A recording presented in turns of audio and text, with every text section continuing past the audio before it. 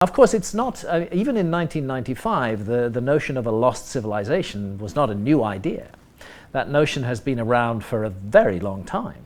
We can take that notion actually back thousands and thousands of years. The most famous example is Plato, the Greek philosopher Plato, who gave us the story of Atlantis. From Plato comes the story of Atlantis, a great advanced civilization which had navigating and seafaring skills, which could explore the world, which built gigantic buildings, which had advanced knowledge in every area, which was prosperous and powerful. But then Plato says that corruption crept into this society, that it became cruel and avaricious, it became greedy, it began to impose its power around the world. And he has a very ringing phrase. He said that Atlantis ceased to wear its prosperity with moderation.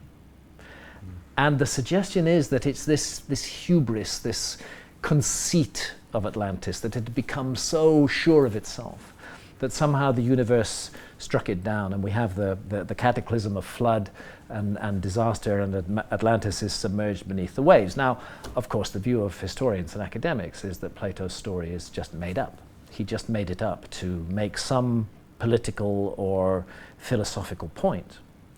But this cannot be so. That view can't be right. I was very suspicious of that view the first time I heard it from a mainstream historian. Why are they saying that Plato made this up? Plato repeatedly states that it is a true story.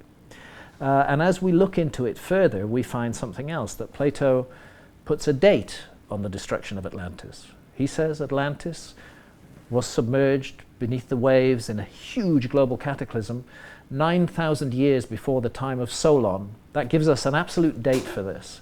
We know Solon, we know who he was. Solon was a famous Greek lawmaker. He was an ancestor of Plato, as a matter of fact, about 200 years before Plato. And around 600 BC, Solon, the great Greek lawmaker, made a visit to Egypt.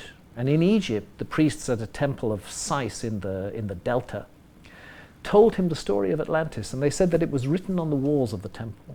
And he said, when did this happen? When was this great civilization destroyed? And they said 9,000 years ago. And that was in 600 BC. So that's 9,600 BC in our calendar. That's 11,600 years ago. Plato is telling us a great civilization was destroyed in a global cataclysm of flood 11,600 years ago. He's laughed at by all academics and historians. But then geology comes along, and lo and behold, what do we find? 11,600 years ago is a truly cataclysmic episode in geological history. It's called Meltwater Pulse 1b. We have a massive rise in sea level as the ice sheets on North America and Northern Europe just crumble and collapse into the ocean. If Plato made the whole thing up, he was just astonishingly on the money with the latest geology. And I think that we really have to reconsider our attitudes to these stories that have come down to us from the past.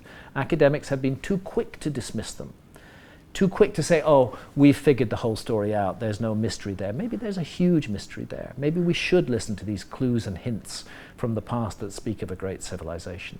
So when I published Fingerprints of the Gods in 1995, it was at the end of a long lineage going back to Plato and before, and of course famously Ignatius Donnelly in the 1900s, the early 1900s and late 1800s, wrote Atlantis, the Antediluvian World, which was a huge investigation of Atlantis. So this subject has been tackled again and again and again, and again mainstream academia has said, no, it's impossible, there could be no lost civilization, we know everything about the past, and it's been dismissed.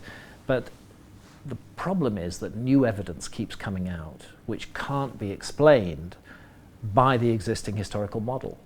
New evidence that just doesn't fit the picture. And my sense is that this evidence is now becoming overwhelming and that we're reaching a tipping point. Maybe not this year, maybe not next year. But within our lifetimes, we are going to see a completely new understanding of the past, a radical revisioning of the past, and therefore of our place in the world as well.